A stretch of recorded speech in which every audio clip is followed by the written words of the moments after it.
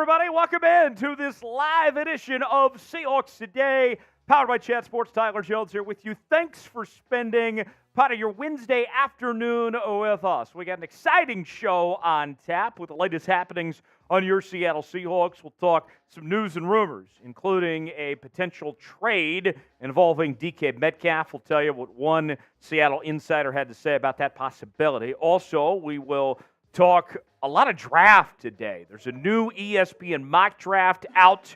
We will show you who they are now projecting Seattle to take with their first-round pick at 16. We're also going to talk draft targets later. Also on today's show, we will examine some players that Mike Macdonald could be bringing with him from the Baltimore Ravens. And we'll do a Q&A mailbag at the end of today's show as well. Use hashtag Seahawks or Super Chat to get on that mailbag and get some screen time on today's show. Already got one Super Chat to get to that we'll answer coming up in just a moment. But first, shout out your city. Let us know where you're watching from. We'll shout you out as we are live and on the air, out of the gates and ready to go here on this Valentine's Day. T. Jones checking in here from the Chat Sports Studios in Dallas, Texas, and joined by the one and only Tyler Smith. Smitty is here with me as well. Smitty, happy Valentine's Day to you, my friend. How are we feeling today? We're feeling good. We're feeling good on this Valentine's Day. You know, some people call it a fake holiday, but myself, fortunately, I do have someone in my life, and we did celebrate Valentine's Day earlier this week as I am working an unorthodox schedule, later schedule, this Tuesday and Wednesday. So we celebrated Valentine's Day earlier in the week, and it was my first one I've ever really celebrated seriously. Very nice. Holiday. Very nice holiday. Well, we'll get into that discussion in just a moment. I actually had that question up as far as if Valentine's Day is a real holiday or not. But shout out your city. We'll shout you out as we are live and on the air, ready to go. Got Doug in Lakemore, Illinois. Mr. Rod, not too far from us, down at San Antonio, best city in Texas, he says, checking in. Jake, actually in our city in Dallas, Texas, near y'all right now, actually. Good to see you, Jake. Let's see. We have Ken in Washington. I got Victor in Billings, Montana. I got Marlon in Cottonwood, Arizona. I got Felipe in Lubbock, Texas, home of the Red Raiders, and also where Super Bowl champion quarterback Patrick Mahomes is from. Peter, you're not at my house. I sure hope you're not at my house, Peter, because I might have to call the police on you if that's the case. Raza is in Maryland. Good to see you, Raza. I got the Mr. So many letters there. I can't even stop to read it all in Kansas City. Good to see you. Raza in Washington, D.C., Maryland. Good to see you, Raza. Thanks for checking in. And let us know where you guys are at as we are ready to roll. Got our first Super Chat. We haven't got to the menu yet today. And the man himself already getting this thing fired up and rolling with a $10 Super Chat. Bang. Says, seems like all the top QB prospects will be gone, and we may not go QB first round. Any chance of us picking Joe Milton? And do you think he's a good fit? Hashtag Go Hawks. The man himself, thank you for that $10 Super Chat. Everybody spam the man in the chat, by the way, for that $10 Super Chat. I love that. When somebody sends a Super Chat, we don't even have the menu yet. They just want to contribute to the show. They want to set the tone early like that. And so the man himself, much appreciated for that $10 Super Chat. Everybody spam the man. Now let's answer the question here, Smitty. So it does seem like when the Seahawks pick at 16, that Caleb Williams, Drake May, and Jane Daniels will all be off the board. Bo Nix potentially might be off the board too by then. J.J. McCarthy, in theory, should still be around. Michael Penix should still be around, although his stock is starting to dip a little bit. People are now projecting him to be about a second-round guy. As far as Joe Milton goes, you can wait till later with Joe Milton. I'm not high on Joe Milton personally, but what I would say to give him the benefit of the doubt is that this past year when he was the full-time starter with Tennessee, with the Volunteers, that receiving core was so bad that Joe Milton didn't really get to show how good he actually is. I think he was better than the year he had. I agree. I mean, the guy has a cannon of an arm, and if you gave him a talent like, a Jalen Hyatt in the season prior, that's a guy who could have really elevated Joe Milton's play. And Tennessee struggled this year because of their weapons, and they didn't have as explosive of an offense as they did the year prior. I think Joe Milton's a good talent, but that's one of those guys who you think about later in the draft, like a Sam Hartman, who you just take a flyer on. Yeah, Yeah, maybe so. He's in that category where you see if you give him a chance and potentially be the backup quarterback and go from there. And the man himself, I'll tell you this, we didn't even get to the menu yet, but just so you know, you get a little 2-for-1 with that $10 super Not chat bad. today. You are entered to win our mini helmet that we're giving away at the end of the month now with that $10 super chat. And on top of that, the man himself, we will take a shot for you. Let us know in the chat your significant other, or somebody, it doesn't even have to be a significant other for that matter, somebody that you want us to give a little salute to on this Valentine's Day. Maybe it's mom, maybe it's a sister, somebody, whoever it is. Doesn't that necessarily be a significant other, but somebody that means something to you. For every $10 super chat, we're going to the Patron Zone today, and we are shouting out somebody that you'd like to recognize. So the man himself, give me a name, whether it's a wife, girlfriend, maybe it's your dog, mom, sister, whoever it is, and we will take a shout in their honor for every $10 super chat today as we'll show the love here on today's show. So the man himself, thanks for that $10 super chat, my guy, and we will get you in the raffle that we will do at the end of the month for the Seahawks helmet, mini helmet that we will give away on that front. Thank you, the man himself, for that. All right, with it being Valentine's Day, this is a very good question I have for the 12s out there. What do you love most about the Seattle Seahawks? No wrong answers here. There's a lot of different directions that this could go. What do you love most about the Seahawks? Let us know in the chat, and we'll shout out your answer of what you love most. Smitty, I'll start with you. Sure. Where do you want to go with this? What do you love most about the Seattle Seahawks? You know, there are 32 NFL franchises, right? And this one is especially unique.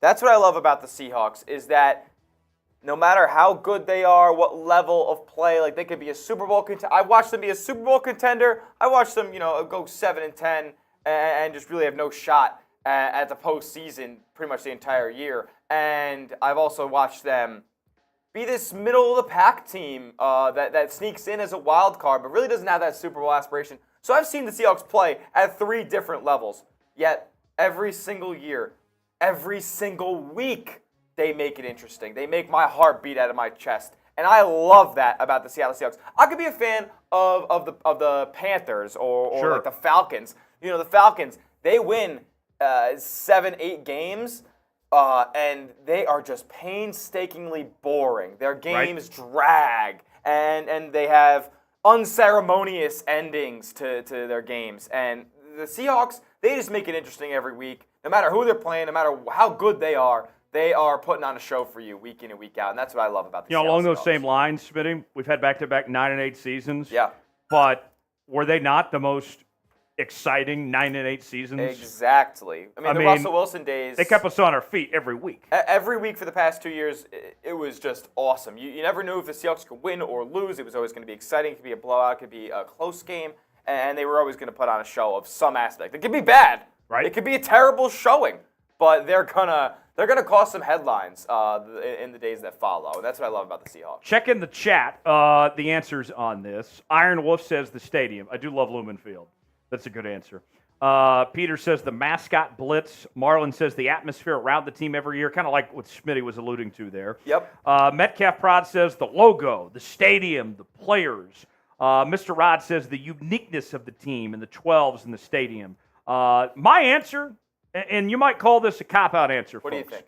but for me, it is the 12s. Like, this fan base Yeah. is so incredible. I mean, and it's not just what they do for this show and what they do to support us and make this all worthwhile.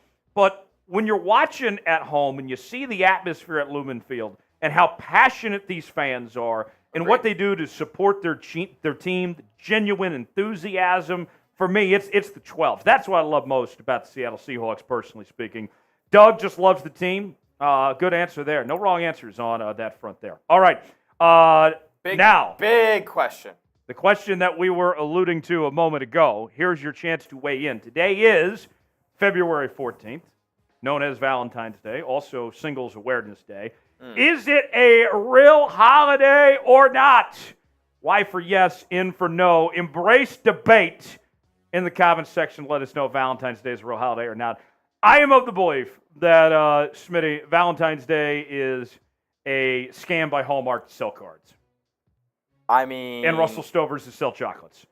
I don't know. I think it is a real holiday. I think it is. And I don't think you have to have a significant other to recognize the people that you love in your life. I think a real holiday has to come with a PTO day. You see, it's not a federal holiday, no.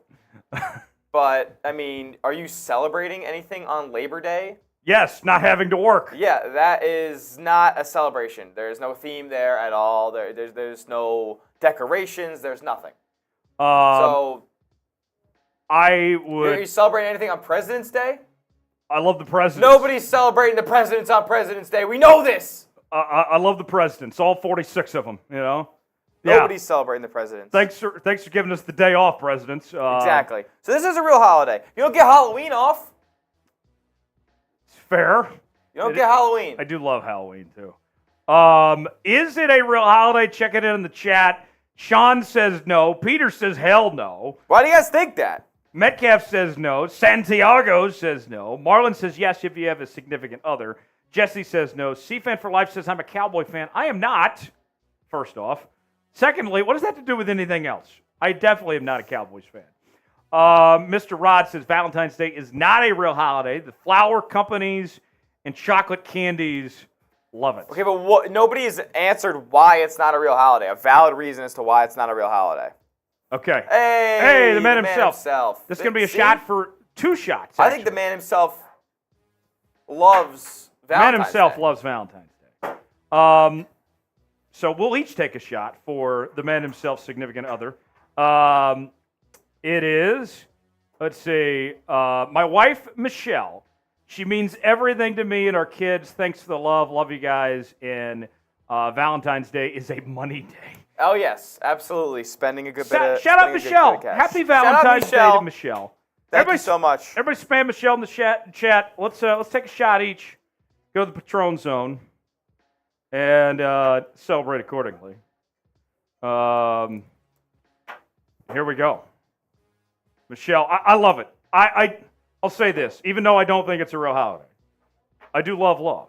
Who doesn't love love? Peter, I don't think Valentine's Day does only apply to people in relationships. Shout out to you, the man himself. Shout out to the man himself. L'chaim. Cheers. Oh. I will say, though, I do despise Galentine's Day. What a ridiculous idea. Yeah, that's ridiculous. Galentine's Day, what a joke. That's the Tuesday before Valentine's Day, celebrating that you're single. It's because you can't find one. Because you can't find somebody? Yeah. Come on. And I think Valentine's Day haters, men applies to this too. Go find somebody. There's someone out there for everyone. 8 billion people in this world. Don't say Valentine's Day isn't a holiday just because you don't celebrate. There's somebody for everybody out there. The man himself, you got 2 entries now to win this helmet. Maybe the man himself's going to win this helmet at the end of the month. Would love that. And give it to Michelle. Deserves it. He deserves it. Yeah, maybe so. 2 entries there with those 2 $10 super chats the man himself has brought in. All right. Good question. Let's switch topics now. So we told you guys a while back about the Super Bowl logo theory. And the NFL obviously changed the script at the 11th hour and got the Chiefs in the Super Bowl instead of the Ravens. Yep. But some argue that because Taylor Swift, one of her albums, she's wearing all purple, that still applied. Yeah. With that said, here is the new Super Bowl logo for next year. Super Bowl 59 in New Orleans. I see red and I see green. Not just any green. That looks like action green to me. So, Seahawks, Chiefs, is that the script? I mean, that is Chiefs red, and that is Seahawk green. Are you buying it? Do you believe the Super Bowl logo theory? Are we setting up for a Chiefs-Seahawks Super Bowl? What do you guys think? What do you think? Are you buying it? We could show it to him one more time, too. Y for yes, in for no. Are you buying the new Super Bowl logo theory? We setting up for a Chiefs-Seahawks Super Bowl. Smitty, I got to tell you, I'm not a big conspiracy theory guy. I'm a connect the dots guy. But connecting some dots here, if this is what it takes, if that's the script from the NFL to get the Seahawks in the Super Bowl, I'll take it. I'm in. I'm in. I just want the Seahawks in the Super Bowl, man. I don't care if it's scripted or whatever it is. If that's what it takes, we'll take it. Do you guys believe? Why for yes and for no? We're getting some resounding yeses in the chat. I'm kind of shocked. It's probably because they all think this is going to put the Seahawks in the Super Bowl, which I would say yes to that too. Nate says bet the house. Peter says yes. Let us be delusional. Seahawks to win the NFC next year. Let's go. Let's see. Bruce says no. Doug says yes. I will buy into the theory. The man himself says no. Let's see. What else? Santiago says Seahawks versus Chiefs, but the purple means Taylor Swift will be DK's new girl. Wouldn't that be a plot twist if DK started dating Taylor Swift? That's so funny. Yeah. Jesse says hell yes. Deployed boss, and I decoded him here. He said, I wanted that Super Bowl matchup since 2019. Those are shift keys 2019. Okay. If he had all caps there, I guess. And he kept it on for the numbers. I would have never figured that out. Good stuff on your part, Spitty. Christopher says yes. Gary says yes. Peter says, I'll take anything at this point. Okay. Hey, I'm excited. I want it to happen. You know, playing the Chiefs in the Super Bowl, it would be tough, but I would be down to end a dynasty. Rookie head coach, defensive guru. There's only one man that can stop Patrick Mahomes. It's Mike Macdonald. And that's been proven. Held him scoreless in the second half of an AFC Championship game. There's a reason Mike Macdonald got the job and Tom Monken didn't. Yeah. The employed boss says he solved it. Smitty passed the test. Yes, Was it really a test, or did you just forget to turn the shift off? He just had his shift held on. Sean H. says we could be the third quarterback to beat Mahomes in the playoffs. Tom Brady, Joe Burrow, Geno Smith. That'd be sweet. That'd be great. Jake, let's get the chat pumping. Yeah, let's do. Let's spam S. Let's get the chat pumping. Show some love. It's Valentine's Day. Show some love for your Seahawks. Spam S in the chat. I want to see as many S's. If you don't spam S in the chat right now, you don't love the Seahawks. Simple as that. Come on. We're putting a minute on the clock. Smitty's shouting out everybody that spams S over this next minute. Our rallying cry, show some love for your Seahawks. I already got 121 people here, and we got more coming. But we need to get their attention. We need to wake them up here on this Wednesday afternoon. Spam S in the chat. See how many we can get. Smitty's going to shout them out. Here we go. 5, 4, 3, 2, 1, go. All right, we got Doug Stevens. We got Marlon Griffin, Metcalf Prods, Mr. Rod, Sean H., Felipe DeLeon, Metcalf Prods, Mr. Rod, Marlon Griffin, Doug Stevens. Here we go. Oh, they're coming in crazy now. Christopher Caballero, Young the Awesome Loser, Calvin Brown, Doug Stevens, the man himself, C-Fan for life, Adam Edwards, the man himself. 30 Long seconds time gone gone. by. Keep going. Here we go. Keep it up. Calvin Brown, the man himself, Marlon Griffin, Adam Edwards, Sean Martin, Outpost, Sean H., Metcalf Prods, Santino Dewar, Adam Edwards, Jesse Wicken, Sean H., Calvin Brown, Nick Olson, Oscar Galvin, Jesse Wicken, the man himself, Metcalf Prods, Adam Edwards, Young the Awesome Loser. Come on, keep it going. Keep those S's. I want to see new names. Felipe DeLeon, Adam Edwards, Doug Stevens, Sean H. 10 seconds. Adam Edwards, long time gun, Sean H. Spam those Christopher Caballero, Calvin Brown, Felipe DeLeon, Adam Edwards, Metcalf Prods, Jesse Wicken, Doug Stevens, long time gun. Let's go! Very nice work. Shout out Fabian Rojas there at the buzzer. A lot of excitement in the chat today. Hope you guys are having a great day. You know, we still have the Super Chat menu. I know we showed it briefly, but people are still filing in, so we do want to show that for you in just a moment. Here it is. If you are a first-time Super Chatter, you'll get the Seahawks chant. $5 Super Chat will sing the old Macdonald song. $10 Super Chat, get 2 for 1 today. Our deal of the day is that we will take a shot and salute your significant other or somebody you just love that you want to show some appreciation to on this Valentine's Day. And $20 Super Chat, you're going to be on our Seahawks Today football, a custom football we have. It hasn't showed up yet, but when we get the football, your name will be added. And then if you send in a $50 Super Chat, you are entered to win our custom jersey that we will give away at the end of the month. And I can tell you this right now, we don't have any entries yet. So the way it works, whoever sends in the most $50 Super Chats this month, they're getting the jersey. So right now, you send in 150, bang, you're right there in line. You got great chances to end up with this jersey by the end of the month. So $50 super chat, and you'll be in line to win that jersey that we'll give away coming up at the end of the month here on Seahawks Today. So that is what we are offering. Smitty, we are at 28 likes right now. I say we got to at least get to 50 to start the show. Let's get to 50. Let's get to 50 to start the show, and we'll get things rolling here. We're at 28 right now, so I need about, 22 more, and then we'll start the show and get this thing going. If you love your Seahawks, if you want a happy Valentine's Day, glad to be hanging out with Jonesy and Smitty on this Wednesday afternoon, go ahead and hit that like button. When we get to 50 likes, I'll take a nice chug of this cold Coors Light as well. The mountains are blue, my friends. It is 5 o'clock somewhere, East Coast actually. So we're getting a drink in here on this Wednesday afternoon, enjoying ourselves here. Let's see. Fan for Life is asking. We already went through that scenario. We did a watch party here for that game, Seahawks and Ravens, and we were obviously cheering for the Seahawks. So there's the answer to your question. Of course, it's always been that way. 10 more likes away from starting the show, and then we will get things going. In the meantime, while we wait on those 10 likes, let's tell the folks what is coming up here on this edition of Seattle Seahawks Today. We're talking news and rumors. Could DK be traded?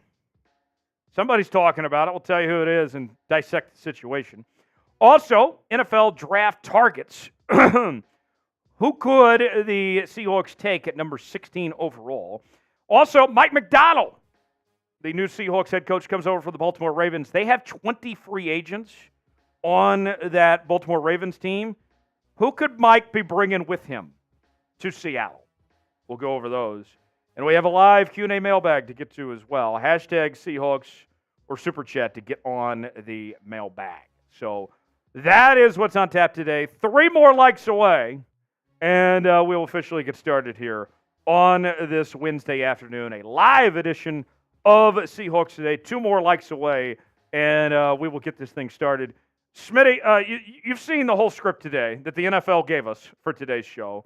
I mean, we got some fun topics on hand today, like the draft targets in particular at 16. I know that they don't have a top pick, but there's still some really good players the Seahawks have to choose from. If when you guys see the list of players that we have here for the selections that might be available, I mean, there will be at least 5 of these 10 players available at 16.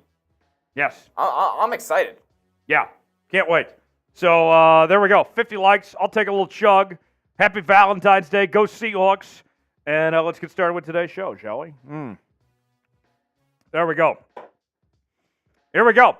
Let's, I'll move my beer can out of the screen, and we are ready to go. Segment 1, it is news and rumors time, as we will discuss the idea of trading DK Metcalf. We'll show you what somebody had to say about it, and I'll give my opinion and all that. So stay tuned for that. We'll get that going right here and right now here on Seahawks Today. Smitty, we all set? All right. Let's get after it. Here we go.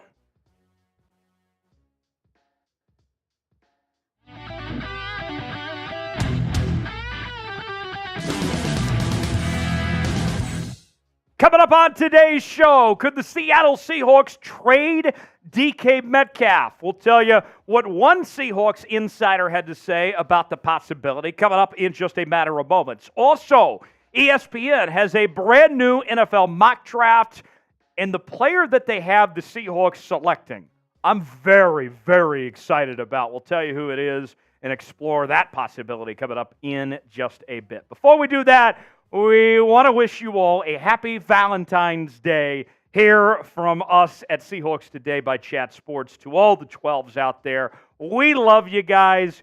You guys are incredible, and our love is genuine here. And what we want to do, we want to show some love for our Seattle Seahawks here on this Valentine's Day.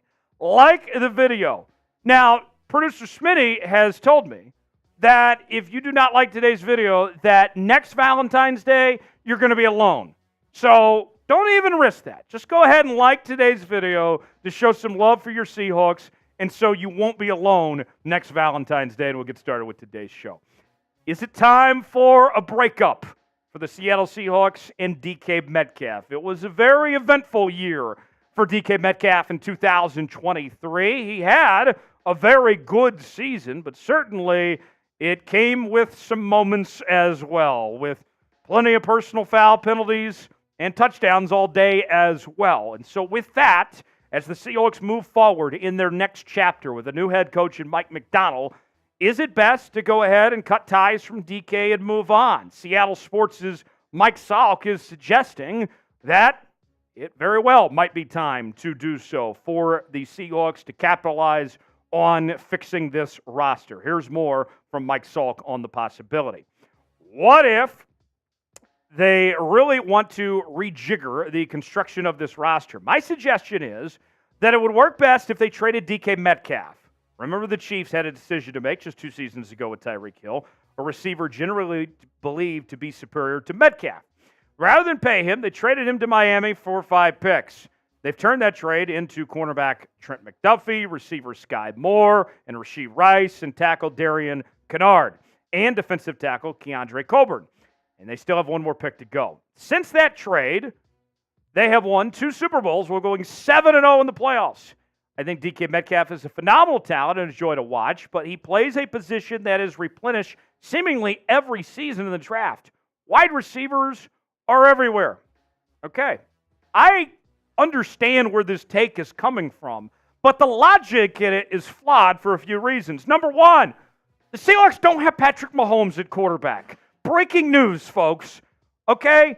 The Kansas City Chiefs got very lucky that when they moved on from Tyreek Hill, they still had the best quarterback in the league, and they also had Travis Kelce too. So that doesn't really apply to the Seahawks situation here. That's number one. Number two, DK in a trade would not get the value that Tyreek Hill got in a trade. Remember, the Chiefs, they got a haul, no question about it, and they are a better team without Tyreek Hill for what they did and how they were able to fix that roster in Kansas City. That is true, but you're not going to get that return on investment if you trade DK Metcalf. And then number three, while we're comparing wide receiver trades, the one that is more comparable is not the Tyreek Hill trade, but that same very offseason, the Tennessee Titans traded A.J. Brown. Remember this? And they had a quarterback by the name of Ryan Tannehill at that time. What happened? They made that trade, and that team fell apart without their blue-chip receiver, A.J. Brown, in the equation here. The Seahawks can't afford. He's too valuable for this team to make this trade. So I was walking through and trying to think, what would be the best-case scenario, realistically, if a trade that the Seahawks could pull off of a team with a pretty decent draft pick and also that has the cap space that needs receiver help that could potentially make this trade. And the team I stumbled upon was the Indianapolis Colts. And the trade that I came up with of this scenario, comparing the pick that we saw in the A.J. Brown trade and such, was this, where the Colts end up with DK, and then the Seahawks get the 15th overall pick, and they get the number 117th overall pick in the 4th round. That's what they would be getting. And honestly, I'd rather just stick with DK than pull this trade off. It's not going to be like a Tyreek Hill situation. It's not apples to apples here. You look at what DK has done here, all right? Led this team in receiving last year in a crowded receiver room, might I add, with JSN and Tyler Lockett and company. He's coming off a Pro Bowl campaign this past season, 2nd team All-Pro back in 2020. DK Metcalf is that guy. And I know that, people get frustrated with his antics at times and whatever. I get that. Believe me. But there's a whole lot more good than there is bad with DK Metcalf. 4 straight seasons with over 950 receiving yards. 8 touchdowns last year. Nearly 17 yards a reception. DK is built different. And I get there's the temptation there. Trust me. I understand it. But the Seattle Seahawks are still better off with DK Metcalf a part of their future. Not to mention, he's not very old either. You could argue he's just now getting into his prime. So I'm against the idea I don't think it's a terrible idea necessarily, but I'm still against it personally. Now, weigh in our pin comment today. Should the Seahawks trade DK Metcalf? Y for yes, N for no. Our pin comment today. Tell me what you think the Seahawks should make the trade or not. Today's show is sponsored by Game Time. Game Time, the place to go for last-minute tickets for the best seats and the lowest prices guaranteed. Whether you're looking for tickets to sporting events, concerts, theater productions, comedy shows, and more, Game Time has got you covered. And you can get $20 off your first purchase when you use the promo code SeahawksChat at checkout. Maybe you want to go to a Kraken game. Maybe it's an event within the Seattle area. Game Time's got you covered. And you pick out the event you want to go to. They got the prices listed from there. You check out the seat, see if you like the seat or not. Look for their flash deals. And then, from there, you're checking out within a matter of moments. Apple Pay, Google Pay, Venmo, all major credit card providers as well. Promo code SeahawksChat at checkout. I've been using Game Time, and I got to tell you, I love it. I've used it to see my Kansas Jayhawks play some college football this past year, a number of other events as well. Start saving with Game Time today. $20 off your first purchase when you use the promo code SeahawksChat at checkout. The link is in the comments and description of today's video. Download Game Time today. Terms and conditions do apply. Check it out today. Tell them that Tyler Jones at Chat Sports sent you. You'll be glad you did. We have a brand new mock draft from ESPN's Phil Yates as he projected every pick for the first round of the 2024 NFL Draft, including for your Seattle Seahawks at number 16. And before we show you this name, I got to tell you, I would love this pick for the Seahawks. I would be surprised if this certain individual falls to Seattle at 16, but if he does, this would be a home run pick. Phil Yates is projecting that the Seahawks take Brock Bowers, the tight end from the University of Georgia, at number 16 overall. Bowers has been the best tight end in college football the last 3 seasons. For me, he's somebody I would be willing to take in the top 5. We know the Seahawks at the tight end position have had their struggles. I think Noah Fant's a solid tight end. Disley and Parkinson have had their moments, but they've lacked consistency, right? And part of it has to do with the scheme, too. Shane Waldron, Pete Carroll not really giving openings for tight ends to really excel, right? But Brock Bowers would be a game changer. Listen to this from Phil Yates. Doesn't sit right that Bowser's a top 10 prospect would have to wait until number 16 to hear his name called. But man, do I love this pick for Seattle. The Seahawks have a pair of free agents at tight end, and Noah Fant, Colby Parkinson, while Will Disley carries a $10.1 million cap charge in 2024. That might need to be addressed. Bowers is a remarkable pass catcher who chews up yards after the catch and has a vacuum-like hands to snare any throw in his vicinity. Yes, defense needs to be a massive priority for Seattle all offseason, but Bowers would crush in the offseason. I would love this pick. I think that Brock is a generational talent and would be a game changer for this team. One of the things I've talked about that I'll continue to reiterate on this program too, talk about the impact of the tight end position. You look at the 4 teams that were in the conference championship games this year, okay? What was the one thing that all 4 of them had in common? They all had elite tight ends. Travis Kelce in Kansas City, George Kittle in San Francisco, Mark Andrews in Baltimore, Sam Laporta in Detroit. The recipe for success in the National Football League right now is a great quarterback and a great tight end. And if he's there at 16, I got to jump on this opportunity if I'm the Seattle Seahawks. Should the Seahawks draft Brock? We'll tell you more about him here in just a second. Dive into some numbers for you, the scouting report and all that. But I want to hear from you guys first. D for draft, P for pass. Weigh in the comment section. Let us know what you think. We are talking about your Seattle Seahawks each and every day on Seahawks Today. And we are ramping up the draft coverage. Now that we got a coach around here, we could talk a little more draft, as you would expect. Trades, free agency. Anytime the Seahawks make a move, we're going to break it down here on the channel. Subscribe now for the latest happenings on your favorite team. We got you covered, and the best part about it all, it's absolutely 100% free. Subscribe now to Seahawks Today. You'll be glad you did.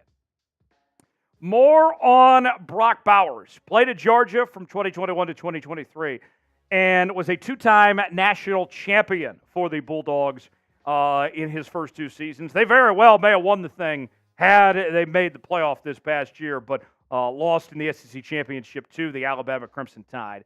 two-time first-team All-American. Kuiper has him as the number 7 overall player in this year's draft and the number 1 tight end in the draft as well. And so that's significant value if he's still hanging around there with that number 16 pick. The statistics on Brock, 56 catches, 714 yards. He did suffer an injury, so he played only 10 games this year, but still put up very good numbers with 6 touchdowns and nearly 13 yards of reception. Scouting report on him, this is talking about elite company here. This is about as good of a scouting report you're going to find. Rare, explosive threat from the tight end spot. Exceptional burst in speed. Vision in balance. He can see. He can see better than me and Smitty, definitely. Quality route running as well. Man, I mean, he knows where to find the football. The football finds him. And he's got calm eyes and hands through traffic as well. I love everything about this guy. So we'll see if he ultimately falls to the Seahawks when they pick there at 16. I would love the pick, personally speaking. If you enjoyed today's show, if you love your Seattle Seahawks, then go ahead and like today's video. We'd certainly appreciate it. Thanks for stopping by, and we will see you next time right here on Seahawks Today. All right. That is 1 segment down. 3 more to go. Let's go back to this DK trade discussion here. We told you the rumor now. Now let's expand on it a little further here. Should the Seahawks trade DK? You heard my opinion on it, Smitty. I say no. I think the logic was a little flawed. I don't think it's actually a terrible idea. I get it, but I still think the Seahawks are better off with DK. What do you think? I mean, I think if they got the right package, I would not be totally against trading DK, but, I mean, again, Tyler Lockett's getting older. Like, you're asking to give away, like, the Seahawks receiving core turns into from one of the most formidable into just average. You have one really super talented player, and you have a decent supporting cast around him, being JSN as the top target then if DK were to get traded. Right. So I wouldn't do it. I think if you're going to move on from any receiver this offseason, it's Tyler Lockett. 100%. With that cap hit near $17 million for a receiver that's about to be 32 years old, that's coming off the worst year he's had in 5 years, Yep. That would be the move. I think getting rid of Tyler Lockett will help elevate Jackson Smith and Jigba's game. It'll make him one of the premier receivers in the league. We always talk about how, there needs to be 2 elite receivers on each side. And I think when there becomes 3 of them, it's just too many mouths to feed when you include the tight end position and the running back. Just not enough receptions to go around. And I think Jackson Smith and Jigba was a victim of that this year. Yeah, you take away Tyler Lockett, kind of move him up the depth chart a little bit. Still running him out of the slot, albeit, but he can take that next step if you move on from Tyler Lockett. Do not trade DK Metcalf because he's absolutely the yin to Jackson Smith and Jigba's gang, pretty much. Well, and we give credit to Geno for how well he played, much better than expectations the past 2 seasons, right, compared to what people thought he was going to be. A lot of that has to do with DK in this receiving core. If you take DK out of the equation and Geno's your quarterback, I'm not feeling so great. Yeah, DK absolutely helps Geno play to the best of his abilities. Geno's at his best when he's kind of throwing that lob ball, deep threat ball to a big receiver, and DK Metcalf is that's been his favorite target. Obviously one of the best in that regard. Yeah. Make bigger targets for Geno. Like, DK Metcalf, 6'4", 250 pounds. He's one of the biggest targets in the NFL at the receiver position. Hard to miss. Hard to miss, and that's what's in Geno's favor. Yes. All right. Super Chat menu before we start our next segment. If you want to get on today's show, we've already had a couple Super Chats come in from the man himself, but we want you to get involved on today's show, too. First-time Super Chatters, you get the Seahawks chant. $5 Super Chat will sing the old Macdonald song for our new head coach, Mike Macdonald. $10 Super Chat gets you a raffle ticket for a mini helmet. Also, we are taking shots today and shouting out your significant other or somebody that you want to show some love to on this Valentine's Day. Maybe it's mom or grandma, sister, whoever it is. You want to show them some appreciation. $10 Super Chat, we'll give them a little salute. $20 Super Chat, you're going to have your name added to the Seahawks Football Hall of Fame that we're going to give away at the end of the month. And then you send in a $50 Super Chat. You will be entered to win our custom jersey that we're also giving away at the end of the month as well here on Seahawks Today. $50 entry. Whoever sends in the most 50s this month is walking away with that custom jersey. So that is what we're offering. That is your chance to also get on today's show. Now, let's talk draft targets. I got 10 names that the Seahawks could potentially select in the 2024 NFL Draft at number 16 overall. And as Smitty is getting this ready, this is my, how would I describe this? I have a feeling, Smitty, that if the Seahawks stay at 16, I feel pretty confident. I don't know who it is, but it's going to be one of these 10 guys. I feel pretty confident in saying that. I would absolutely be okay with any one of the 10. And let me preface this too. This is not who I'm saying I would target at 16. This is how I see the board playing out of who I think the Seahawks are looking at. I would also target pretty much all these guys, honestly. I mean, there's I'll tell you this ahead of time. one or two names on here I would like Bo Nix, I would stay away from. Bo Nix, I'd stay away from. JJ McCarthy, I wouldn't love. I just don't think anybody outside of the three quarterbacks at the top, and I really am not the highest on Jaden Daniels, but I don't think anybody outside the three of those guys are necessarily worth taking in the teens. I think any of those guys are just as valuable as Michael Penix, and he's getting mocked in the second round right now. By the way, before we start this, I need a little bit of help from the 12s. The offensive guard from Washington, Troy, remind me how to say his last name before we start this cut. Fautanu, is that how it is, guys? I know we got some Husky fans. Spell it out for me, folks. Fautanu, is it Fautanu, guys? I need some help before we start the cut. I want to make sure I get this right. Well, Dunze's not going to be available. I can tell you that right now. Trade up. Fautanu.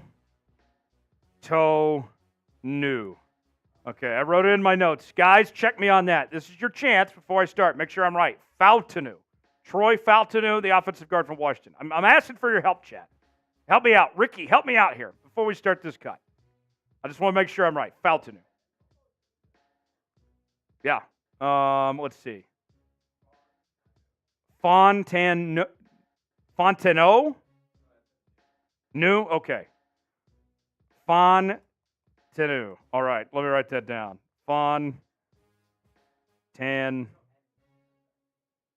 There's an N at the very end.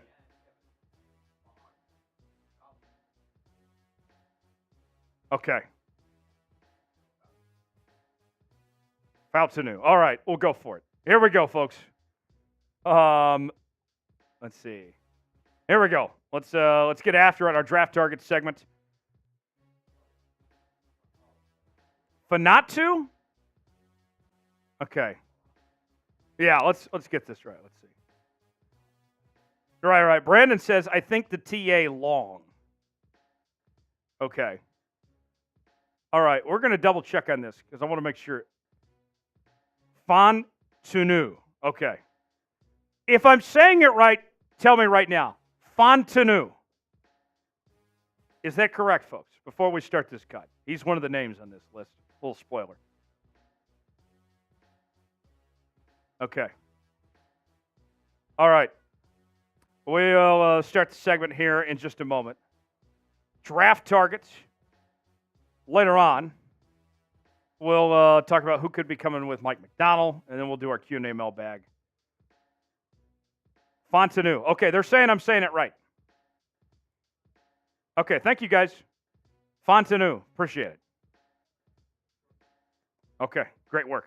Thank you, chat, for checking me on that. Great. Smitty's checking one more thing, and then we'll get started. Mr. Rod says he's rising up boards and people. Fautanu.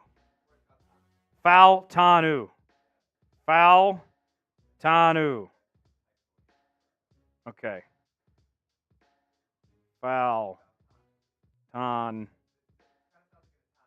Fautanu. Got it. Okay. We're good. Fautanu. Here we go. Let's ride. And I knock this out. Here we go. Yep.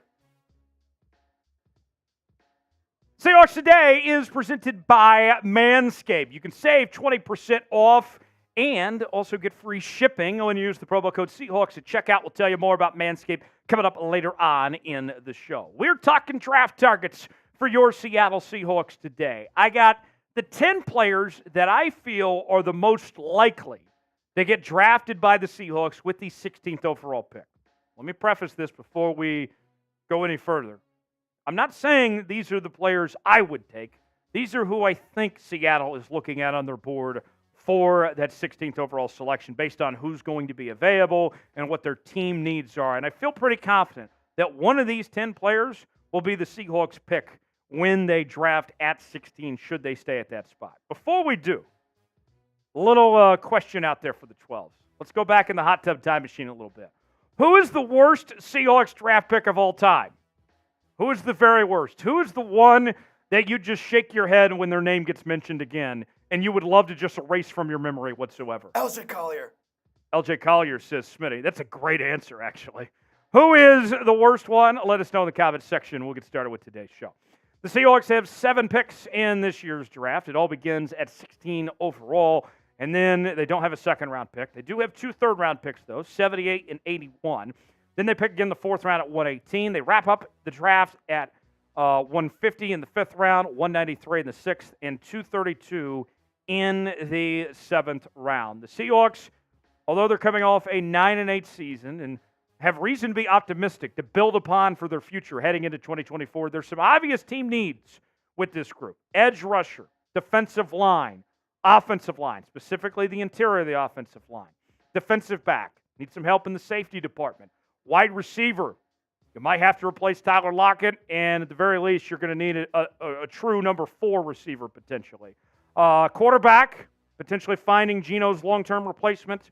Linebacker position, you got Bobby Wagner and Jordan Brooks as free agents. And then the tight end spot, Noah Fant's a free agent. You'd like to upgrade the tight end position as well. So let's start out with target number 1. That is Dallas Turner. We've talked a lot about Dallas Turner as of late here on Seahawks Today. And I got to tell you, I really love what Dallas Turner brings to the table.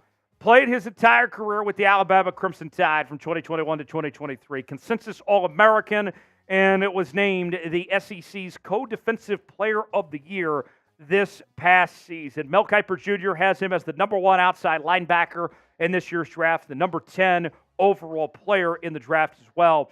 And you talk about value. If a guy that's rated that high is still available for Seattle with that number 16 pick, then you're feeling really good.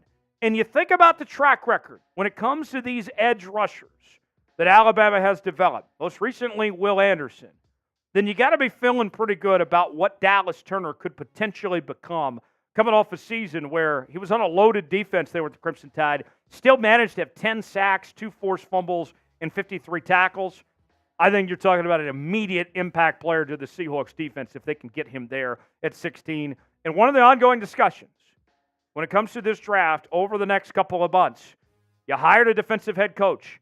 Are you leaning towards defense with that first pick? If you are, then Dallas Turner makes a ton of sense. Should the Seahawks draft Dallas Turner? What'd you think? Y for yes, N for no, our pinned comment today. Get in the war room. Let us know what you think if Seattle should draft Turner or not with that pick. Let's talk offense now. A guy we've talked about on the program this week, Brock Bowers, the tight end. Bowers, the tight end from the University of Georgia. Just an incredible player. I think he's the best tight end prospect we've seen in years, maybe ever, in all honesty, coming out of just a guy that's prepared, who's ready to go play in the National Football League. 2-time national champion, 2-time first-team All-American with the Georgia Bulldogs, the number 7 player on Kiper's big board. We told you this week how Phil Yates is projecting the Seahawks get him at 16, that he falls their way. He did have an injury issue this past season, but he did come back from it. And despite the injury and all, he still managed to be the top tight end in the country, a first-team All-American with 714 yards, with 56 catches. He was just outstanding with 6 touchdowns this year. I honestly think you can't miss. And we've seen the best teams in the NFL have great tight ends. You add him to the equation here, this changes the Seahawks offense completely. Whether it's Geno under center or somebody else, they are going to find Brock a lot, and he is going to be a big difference maker for this Seattle Seahawks team potentially. Today's show is presented by Manscaped. Roses are red, violets are blue. Trim your balls, and your date will thank us too. What's up, fellas? Valentine's Day is knocking, and Manscaped is the remedy for what they love. Doctor order his prescription, the all-new Performance Package 5.0 Ultra, designed to elevate your grooming game and shine like the heartthrob you are. Join the 10 million men worldwide who trust Manscaped with our exclusive offer. Go to manscaped.com to snag 20% off plus free shipping with code Seahawks. I got to tell you, you don't want to be using your normal razor for your face down there. Your balls are going to thank you later when you use these fantastic products that Manscaped is offering. Here's a couple things that the package includes. We're talking about the Lawnmower 5.0 Ultra. You also are getting the Shed Travel Bag, the Boxers 2.0 in this package. You also get a little cologne involved as well. And for those of you that have a beard, I know I'm a clean-shave guy, but trust me, I understand. You got to keep that beard clean. Luckily, this package also includes the Beard Hedger Pro Kit as well. You won't want to miss out on that. It's going to make your face feel a lot better. Get 20% off and free shipping with code Seahawks at manscaped.com. That's 20% off with free shipping at manscaped.com. Use code Seahawks because grooming upgrade awaits, ready to charm your Valentine's dates. The link is in the comments and description of today's video. Check out Manscaped today. You'll be glad you did. Let's go back to the defensive side of the ball. We find Jared Verse from Florida State. Jared Verse, a terrific talent. I think he's one of the safer picks in this year's draft. If you're trying to look for a sure thing of sorts, Jared Verse could potentially be that. Started his career. You talk about going from 0 to 100 real quick. Started all the way back at Albany for a couple of seasons. Moves on to Florida State and adapted to the ACC and Power 5 football pretty quick because he was a 2-time first-team All-American there at Florida State. Mel's got him as the number 1 defensive end in this year's draft. He had 9 sacks last year on a loaded Florida State defense, might I add you. 41 tackles, 1 forced fumble as well. Jared Verse was great this past year. I think he could be a franchise player potentially to really just build your defense around as far as that goes.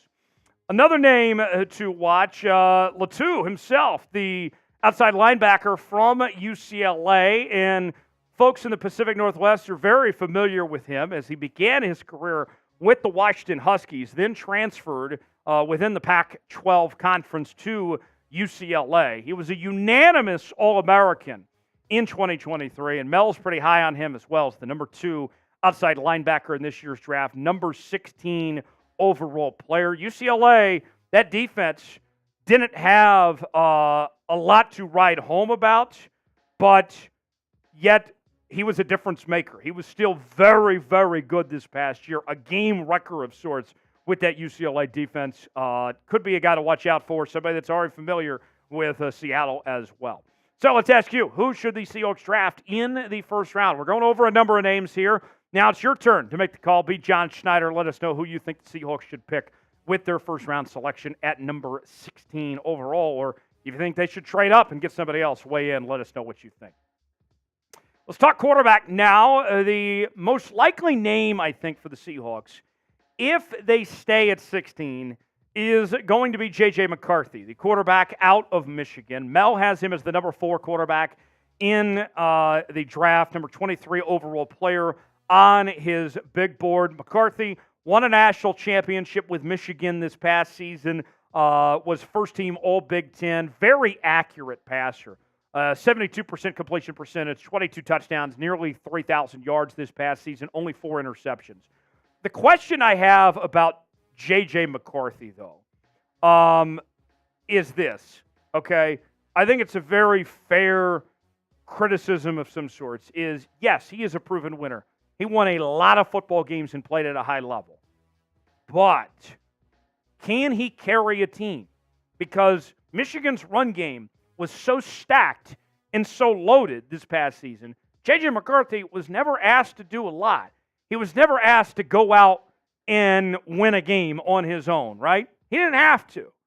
Can he do that in the NFL? I don't know the answer to that question. Not saying he can't, but based on what he was asked to do in that Harbaugh system, we just don't know. So that's the hesitation for me.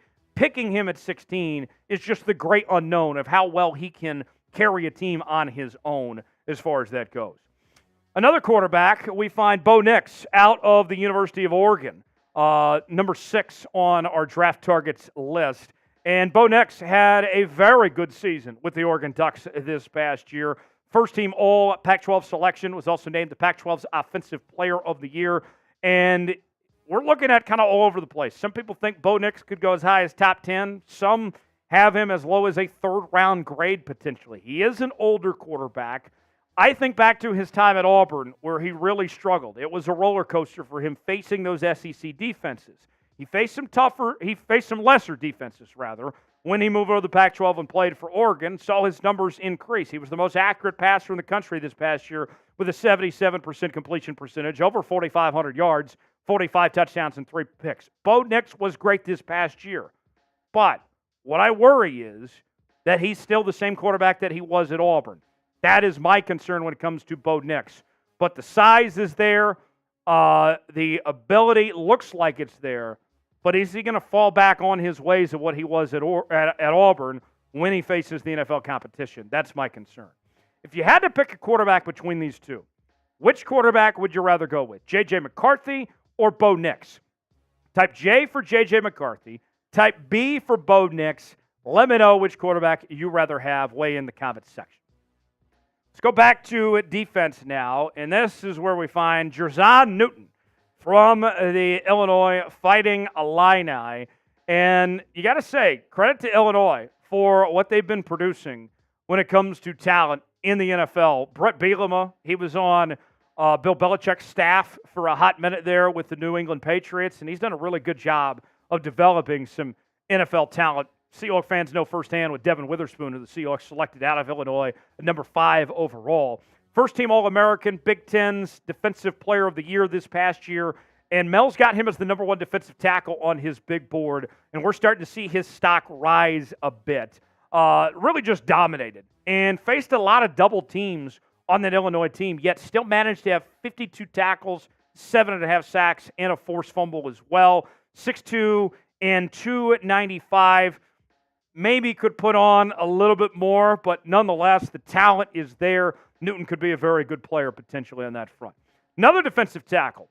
We go to the Big 12 Conference and find Byron Murphy out of the University of Texas. The eyes of Texas were certainly upon Byron Murphy in 2023 as he was named the Big 12's Defensive Lineman of the Year and was a first-team All-Big 12 selection. Kuiper has him as the number 3 defensive tackle on his big board. We've already seen several mock drafts projecting Seattle to take him there at their pick at number 16. And Byron Murphy, I mean, another situation. Took on a lot of double teams and still managed to have 5 sacks, 29 tackles this past year, 6'1", 308, just a woolly mammoth of a human being, and very good against the run and the pass as well. This is a guy that does a little bit of everything. Byron Murphy could be an intriguing pick. Now, let's go corner. The best corner in this year's draft. You may notice something about him. I won't say, but you can just look and you get the idea. I'll leave it at that. You need another visual? Yeah, you get the idea. Very rare breed at his position. But don't let that fool you, because Cooper DeJean is the best corner in this year's draft. Unanimous All-American, Big Ten defensive back of the year, number 1 corner, number 13 overall player on Mel Kiper's big board. And there's already discussions about him potentially moving to safety, that it might be a better position for him. But whatever it is, whether you play him at corner or whether you play him at safety, either one, the Seahawks could certainly have a spot for him in their defense one way or another. 2 interceptions last year, 5 pass breakups. Cooper DeJean was very, very good and could be, I think, a natural fit for what Mike Macdonald wants to do for this Seahawks defense. Got a couple more players to get to before we wrap up here, but I want to know, what is the biggest need in this year's draft for the Seattle Seahawks? We've talked about several needs for this team. What do they need to address? What's the top priority in this year's draft? Way in the comments section, tell us what you think. Last player on this list, a name very familiar for Seattle fans, as we are talking about Washington offensive guard Troy Faltoni with this pick. And I got to tell you, very impressive to see what he was able to do this past season with Washington. First team selection, number 1 offensive guard in this year's draft, number 12 overall player on Mel Kiper's big board. And we're seeing his stock really starting to rise as well. People are starting to learn more who he is. And you look at the consistency.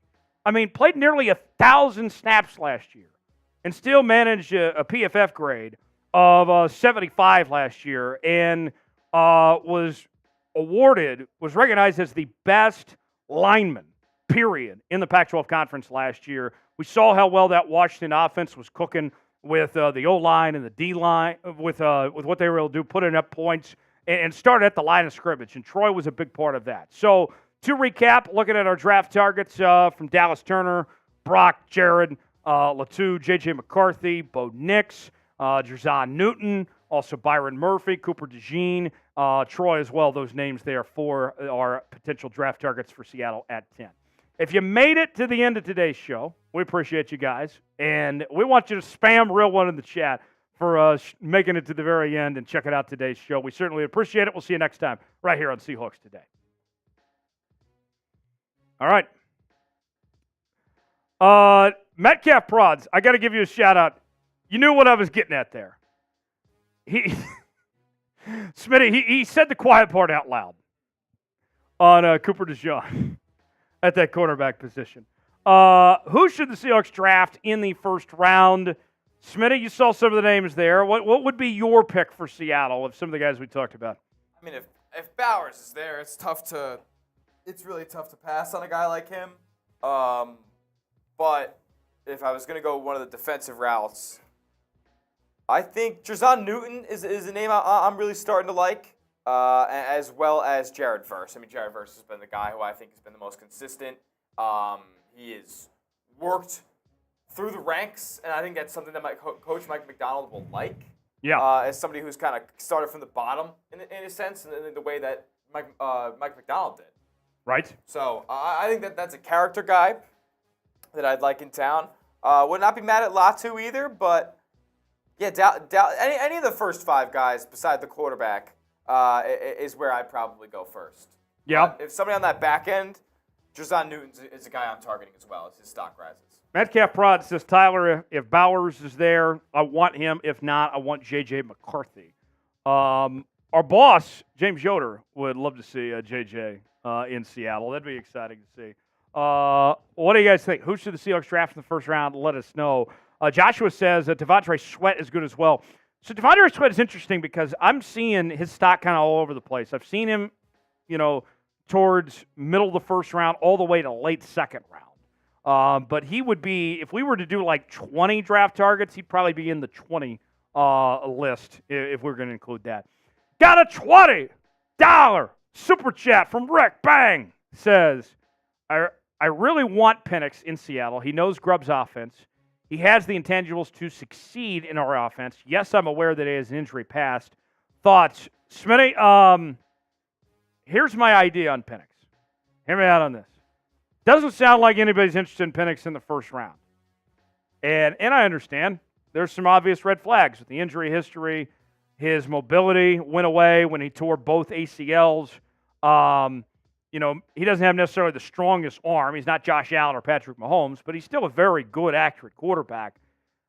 If I'm Seattle, I would be more than willing to trade back into the second round to bring in Michael Penix if that opportunity allows. If there's a way you can do that, like maybe not 16, but trade back into the second round and you can find a way to do that, then I'm open for discussion. I'm doing it. I'm in. If you want to trade into the second round or trade back into the second round to go up and get Penix, I'm in. Rick, $20 super chat. That means you are entered. You got 2 entries for our mini helmet we'll give away at the end of the month. And you also get your name added to the Seahawks Today Football Hall of Fame when it arrives. It's not here yet, but your name will be the first to get added to that football there. So much appreciated, Rick, for that $20 super chat. That puts us at $40 for the day. We get to $200. We will do a boot. So it's within striking distance, potentially. We're about 160 away from a boot happening on today's show. And Rick, by the way, Rick, get back at me on the chat on this. What we're doing today is for every super chat at $10 or more, so in your case, 2 shots, we are shouting out your sweetheart, your significant other for Valentine's Day. Whether it's your spouse, maybe it's a sister or mom or daughter, whoever it is, somebody you want to show some love to. Every $10 super chat, we'll take a shot. We'll recognize that individual. So, Rick, if there's somebody you want to recognize, give me the name, and we'll shout them out here on today's show and take a shot on their behalf. Up next, we will get to who is coming with Mike Macdonald. We have some potential names that could be joining Mike Macdonald in Seattle from the Baltimore Ravens. And before we start this segment, Smitty, I'll just kind of set the scene here real quick. Baltimore Ravens were a fantastic football team this year. Got to the AFC Championship, came up a little bit short. Specifically, those defensive players that Mike Macdonald coached.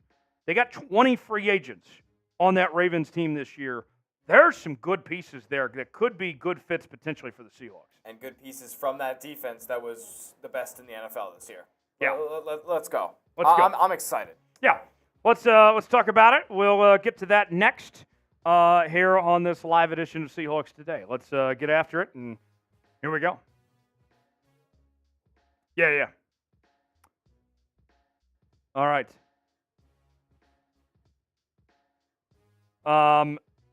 We're just almost ready. Rick, if you're listening, let me know who you want to shout out. We'll shout them out, take some shots in their behalf. We'll do that after we get done with this segment. Let's go ahead and go. Here we go. Folks, we are so close to 50,000 subscribers here on Seahawks Day. My bad, I wrote 30 on that. Let's just go ahead and start it now.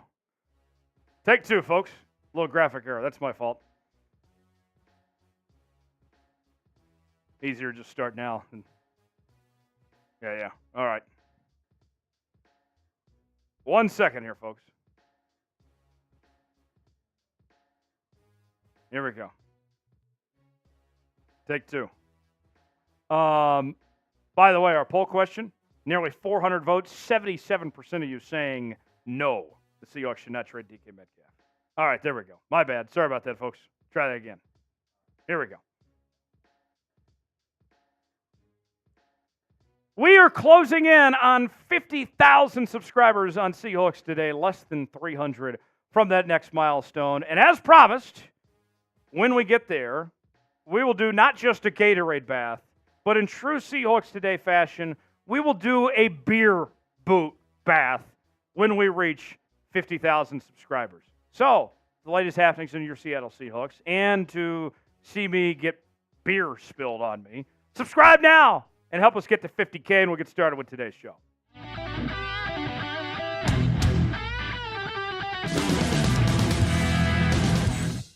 You tell them I'm coming, and hell's coming with me. Yeah! Who could quote that? Tombstone. That's where it came from. We are talking here on this edition of Seahawks Today about 4 potential Baltimore Ravens players who could be joining Mike Macdonald in Seattle this offseason. The Baltimore Ravens had the best defense in the NFL this past year, with Mike Macdonald calling the shots as defensive coordinator.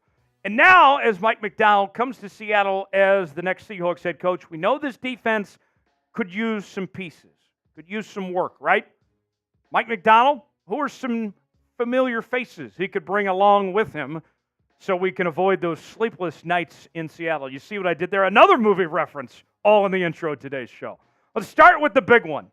Patrick Queen, linebacker from the Baltimore Ravens. Patrick Queen coming off of a fantastic season, the best year of his career in 2023. And I got to tell you, I'm a big Patrick Queen fan. What we saw the last couple of seasons, remember, he worked with Mike Macdonald for 2 years, was him really branch off and become the player that people were waiting for him to blossom into, that he was kind of held back of some sorts, if that makes sense. Now, part of that is Mike Macdonald, but I think also part of it had to do with him getting to play alongside Roquan Smith and elevating his game and kind of taking the pressure off because of how good Roquan Smith is. My worry with Patrick Queen, if you're to bring him in, what type of player is Patrick Queen without Roquan Smith? I don't know the answer to that question.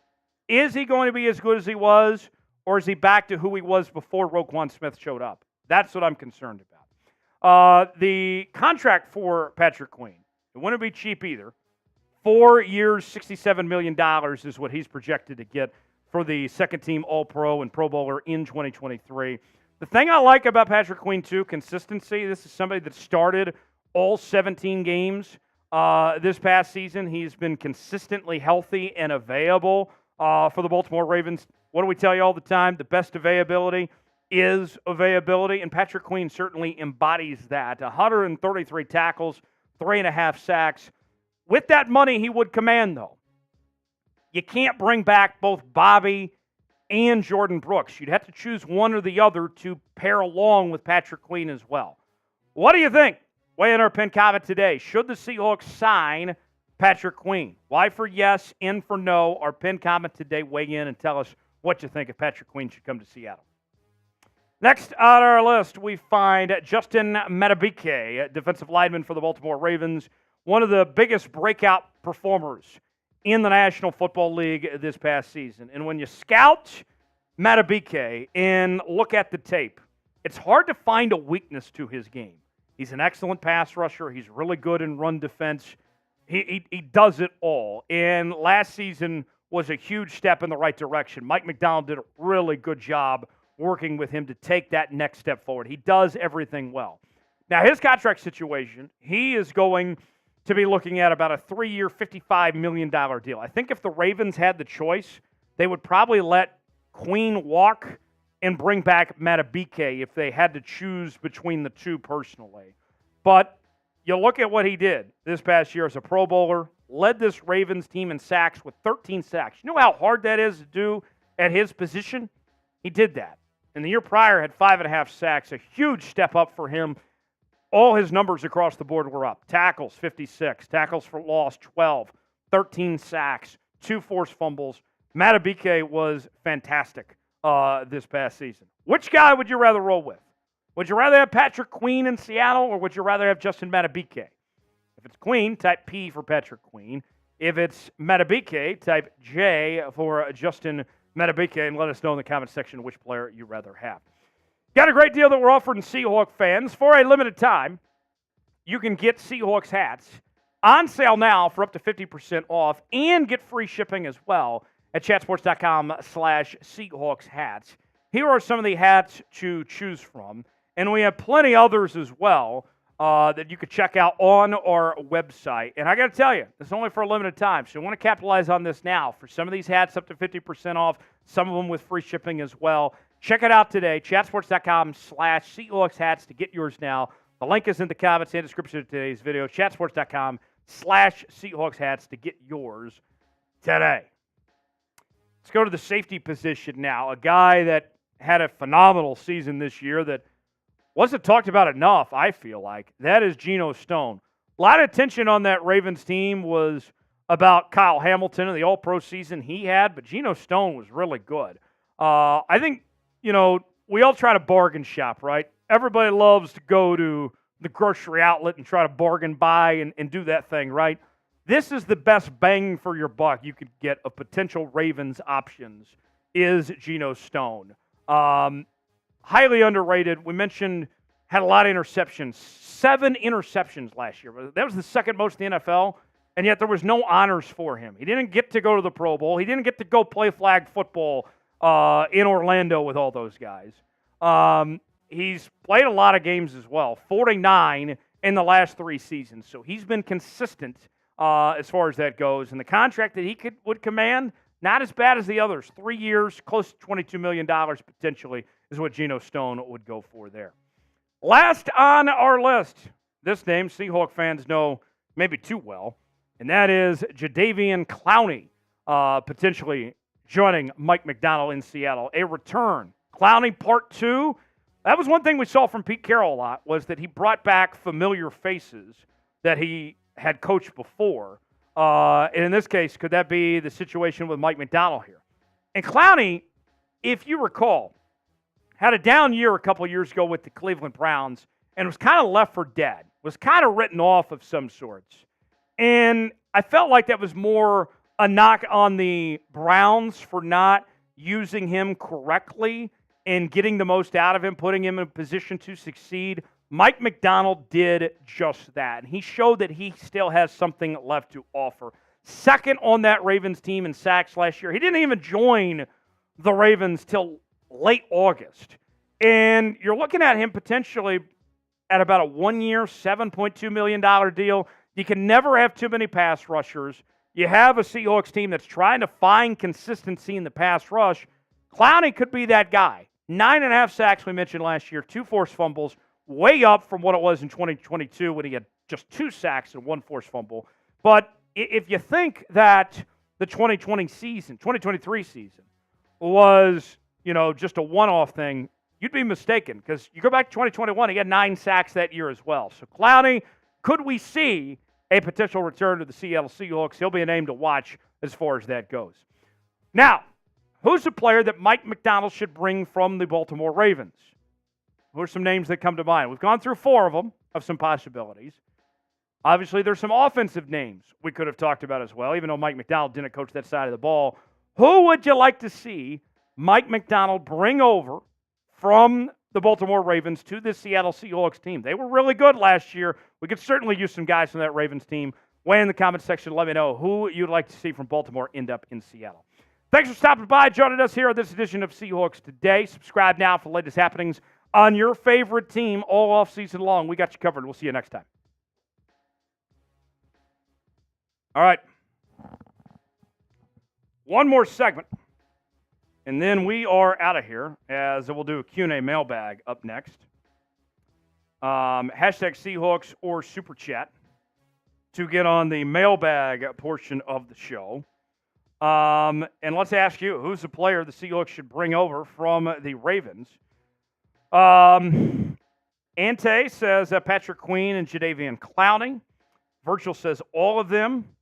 Let's see. Space says Clowney. Tyson says Matabike and Geno Stone would be his options. Rick, we'll get to your Super Chat here in just a second. Smitty, who do you like from that Ravens defense potentially? I mean, I think Matabike is the guy that you got to pursue to the highest extent. But if that means letting a guy like Draymond Jones walk or kind of like cutting him to make room for that, I'm in. Because I think Matabike is somebody who it clearly works in Macdonald's scheme. And I think he'd be perfect for a Seahawks run defense that has been begging for somebody in the middle over the past couple of seasons. Yeah, he'd be awesome. He'd be awesome. And still very young, too. That's another exciting part about that equation there. Space says Lamar Jackson. Hate to break it to you. That ain't happening. But that'd be fun. Mr. Rod says, crazy how much Clowney improved under Coach Mike. Yeah, I mean, I don't think that can be understated, Smitty, either, is just how much coaching matters. I mean, the Browns basically gave up on Clowney. And Mike Macdonald says, I can make you work. After a good season with them originally, I can't believe they just gave up on him the following year, and then he has a resurgence with Baltimore. And I think he did the same thing with Kyle Van Noy, too. Expect Mike Macdonald to try to push for some veterans who aren't signed in, say, August to come to Seattle and work something out, see if they can rejuvenate and have a great year. I think we're going to have some late free agent signing videos potentially in August. Maybe some special live shows of some guys that went under the radar that the Seahawks got a bargain buy for. So watch out for that. Rick! Slick Rick for the $10 Super Chat.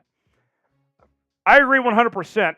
Not a round 1 pick for Penix, but rounds 2 or 3 where I see him at My two shout-outs, this is for Valentine's Day, for Zane and for Jackson.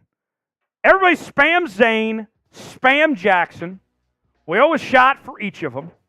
I'll do one, Smitty will do one. I'll pour you up, Smitty. I love it. Shouting out the sons on this Valentine's Day. Zane and Jackson, great to see. Smitty, do you have any brothers? No, just a sister. Just a sister, okay. I always wanted a brother myself. I didn't get so fortunate, though. But you got to love it when the boys, when the sons are getting shout out, showing love from dad. Rick, this is to Zane and to Jackson. Happy Valentine's Day. Love much to you. Cheers. All right, that puts us at $50 for the day. Everybody spam Zane and Jackson in the chat. I see Mr. Rod doing that. Thank you, Mr. Rod. Final segment, it is our Q&A mailbag. Hashtag Seahawks or Super Chat to get on the mailbag portion of the show. And for every $10 Super Chat today, you are entered to win our mini helmet that we're going to give away at the end of the month. $20 Super Chat, you're going to get your name on our Seahawks Today Football Hall of Fame. $50 Super Chat, you are going to be entered for our MVP custom jersey every 50. So whoever sends in the most is going to get that jersey. $5, we sing the old Macdonald song. First time Super Chatters, you get the Seahawks chant. Let me add to the list Rick, as that is going to be his third entry for the mini helmet. So Rick, much appreciated to you. Thanks for that $10 Super Chat there. Mailbag portion, here's how it works, folks.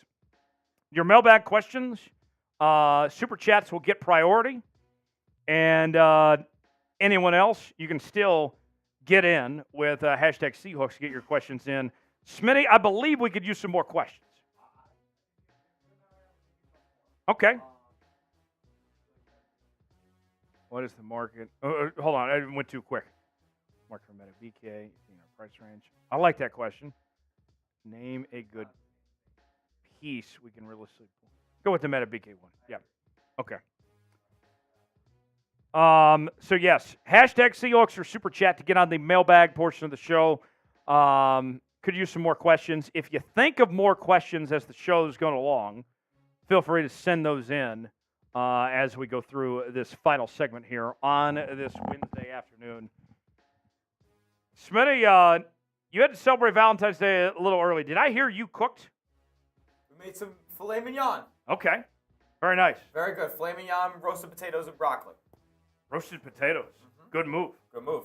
Good Great move. Stuff. Very nice. Hope you guys have a good Valentine's Day, and thanks for spending part of it here on the channel with us tonight. I see Metcalf Prod's got a question in. We'll get to that here coming up in just a bit. Whenever I get to go ahead from Smitty, then we will start this final segment. MSF is asking Travis Huntley. Do you mean Travis Hunter? He's not in the draft. He's going back to Colorado. But he will be a high pick in next year's draft. I can promise you that much. Also, by the way, we send our condolences to the folks out in Kansas City. It's just an awful situation today. A shooting at the parade. 1 dead, 9 injured. Just a horrible situation that went on at that parade today. It's very sad. My sister was actually at that parade, believe it or not. She is okay. She's fine. So very grateful for that. Yeah, just very sad. Certainly thinking of the folks in Kansas City and that just terrible situation at that parade today on that front. So, Smitty, we about ready? All right. Let's get after it. Final segment, mailbag time here on Seahawks Today. Hashtag Seahawks or Super Chat to get on our final segment of today's show. We'll get that coming up next. And then we'll wrap up after that. So here we go, folks. Before we start, as Smitty's getting ready here, Auntie, you got to use hashtag Seahawks. Hashtag do isn't going to pull on our software. You got to use hashtag Seahawks to get that on screen. All right. Here we go. Without further ado, it is mailbag time. Oh, MSF's asking Tyler Huntley. Tyler Huntley is going to be a free agent. I could see him being a backup potentially. if you like him better than Drew Lock. I don't like him any better than Drew Lock, though, if I'm going to be real. All right, here we go. It is mailbag time here on Seahawks Today. This comes from our Wednesday live show where people submit questions to us in real time using hashtag Seahawks or super chatting, and we react to their questions in real time with the latest happenings in your Seattle Seahawks, with what they have on the Seahawks rumors and news that people want to know. A new era in Seattle with Mike Macdonald. We'll get started and answer your questions in just a moment. Before we do, I want to make sure you guys never miss a moment of Seahawks Today. Not only do you need to subscribe, you need to turn on notifications, set them to all. That way, when we put new content out, you're the first to know. You're part of the Noti gang here on Seahawks Today. Subscribe now, turn on notifications, stay alert, stay active with the channel for our new content. Anytime news happens, you'll be the first to know about it here on Seahawks Today. Gino Truther writes in, who is your favorite hire on Mike Macdonald's new coaching staff? Hashtag Seahawks. So I like the staff a lot, personally. There's two in particular that I really like more than others, okay? I think across the board it's a very good staff. But there's two names specifically I like. One of those is Leslie Frazier. Leslie Frazier is a very well-liked, well-respected coach around the National Football League. He's had success as a coordinator, former Vikings head coach. I think he's going to be great to be that assistant head coach for Seattle, especially with a young head coach.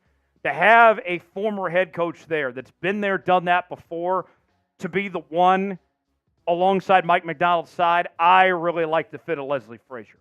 The other one I like is Jay Harbaugh at the special teams coordinator spot. Now, the Seahawks special teams was pretty solid as is last year. But now you fast forward to this year, you bring in Jay Harbaugh, who was the best special teams coordinator in college football the last few years. You got the best of the best when it came to special teams.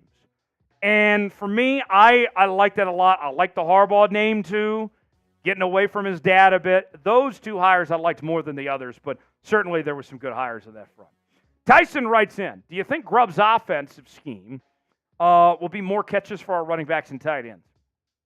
Certainly hope so. I mean, could it be any less than what we saw in the last scheme when tight ends were completely ignored, when Kenneth Walker and Zach Charbonnet were not used to their full potential?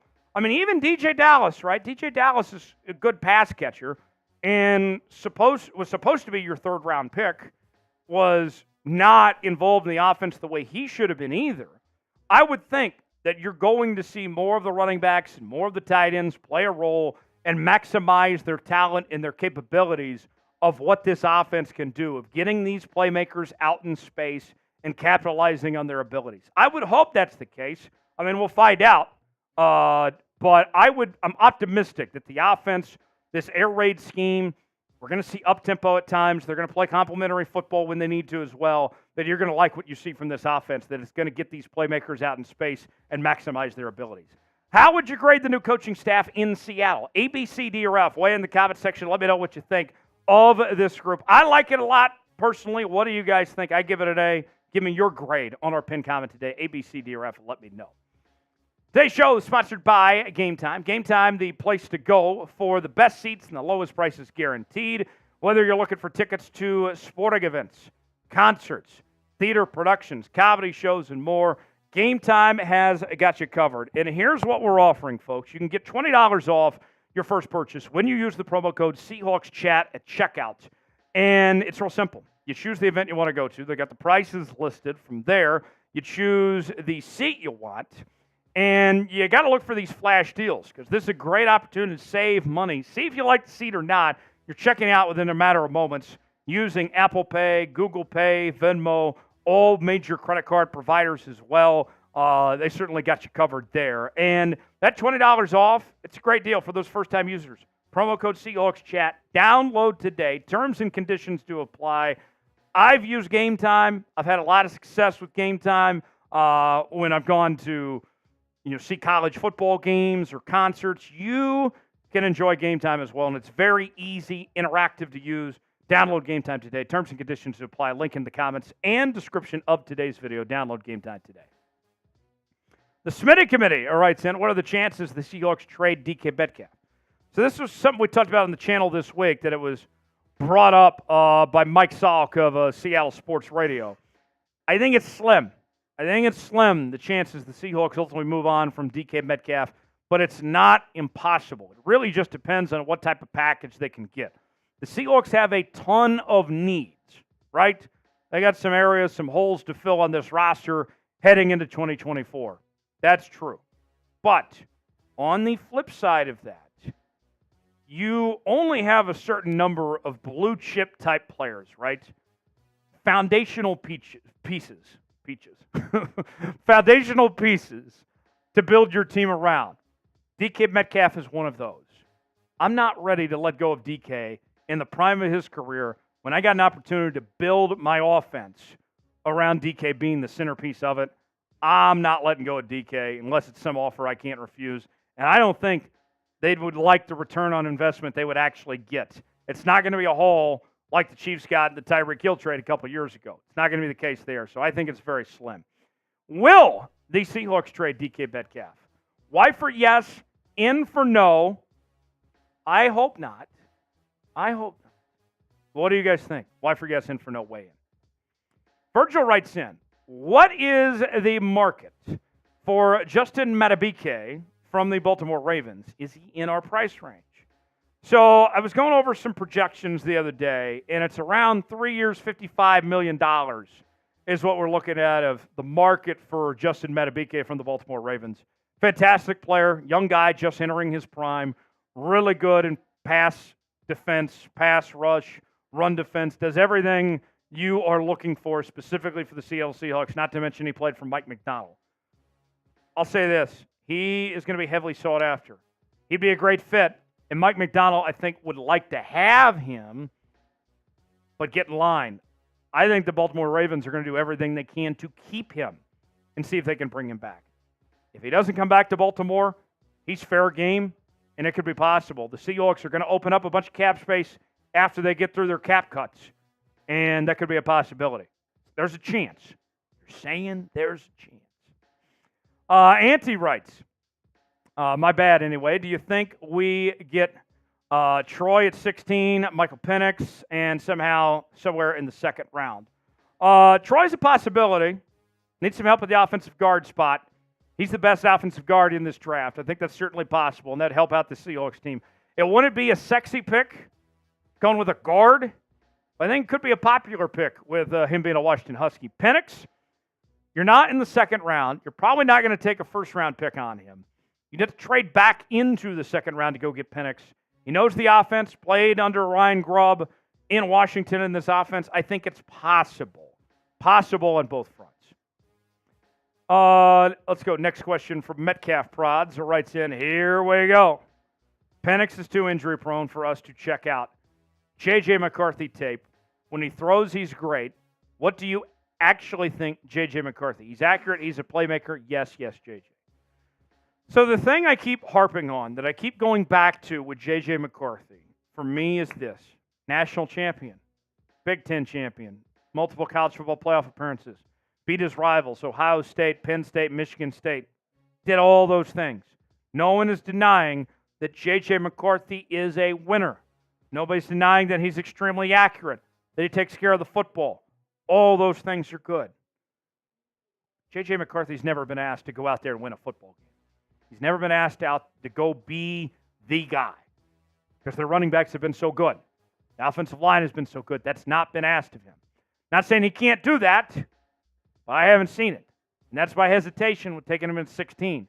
I like a lot about J.J. McCarthy, but that hesitation there has me skeptical as far as if he is that playmaker in the NFL. Last question here. Joshua writes in, if we trade Jamal Adams, what do you think we can get for him? Nothing. A bag of chips? Semi-pro, what did they traded for a washer machine in semi-pro? Who did they trade for the washer machine? Oh, this kills me that I'm forgetting his name in semi-pro. Great movie, by the way. You guys get the idea. Nobody's giving you anything for Jamal Adams. You are going to cut Jamal Adams. He's going to count against the cap. You're going to take the dead cap penalty, and you're going to deal with it. It sucks, but nobody's taking on Jamal Adams. He can't stay healthy, commands a ton of money, and he's not a good football player anymore either. He's a liability. Nobody is giving you a damn thing for Jamal Adams. Sorry. Subscribe now for the latest happenings in your Seattle Seahawks all offseason long. We will see you next time right here on Seahawks Today. Okay, this is killing me, folks. I got to know, what was the name in semi-pro of the guy that got traded for a washing machine? What was that name? I got to look this up before we get out of here. This is killing me. See if the chat can give me this answer before I find the answer. Oh, yes. It was Monix, Woody Harrelson's character. That, I think, is a top 3 Will Ferrell movie. Semi-pro. Step Brothers 1. Let's rank some Will Ferrell movies. The other guys? Other guys is up there. I love Talladega Nights. Talladega Nights is up there for a lot of people. Anchorman? Anchorman, oh, that's a good one too. I love Anchorman. I think Anchorman 2 is actually okay. Anchorman 2 is pretty good too. Yeah. Shot clock's on. I got to skip Super Chat of any amount to stay live. Classic Will Ferrell movie, Wedding Crashers. He's in it for a hot minute. A hot minute. Nice cameo appearance. Yeah, it's good stuff. Zoolander. Zoolander's a good one too. Yeah. 30 seconds. Super Chat of any amount. We keep going. 150 away from a boot before we sign off here. There's what we're offering on today's show. So many good Will Ferrell movies. You got Celtics tonight. Who you guys got? The Nets. The Nets. Back to back against the Nets. Daddy's home. Yep, that's a good one. That is a good one. I haven't seen that. I've only seen that one once. A good Will Ferrell movie you usually watch multiple times. Yeah. That's one thing I'll give Will credit. Oh, and Elf, of course. Elf, yes. Elf. Joshua says The Campaign. That's a good one. The Campaign. I have not seen the full thing. I need to see that. Yes. All right. Let's go home. We will sign off. Smitty's got to go do some Celtics. I got to go home. Folks, have a great Valentine's Day. Appreciate you joining us. Thanks for hanging out in the channel. We will see you next time. Have a great one.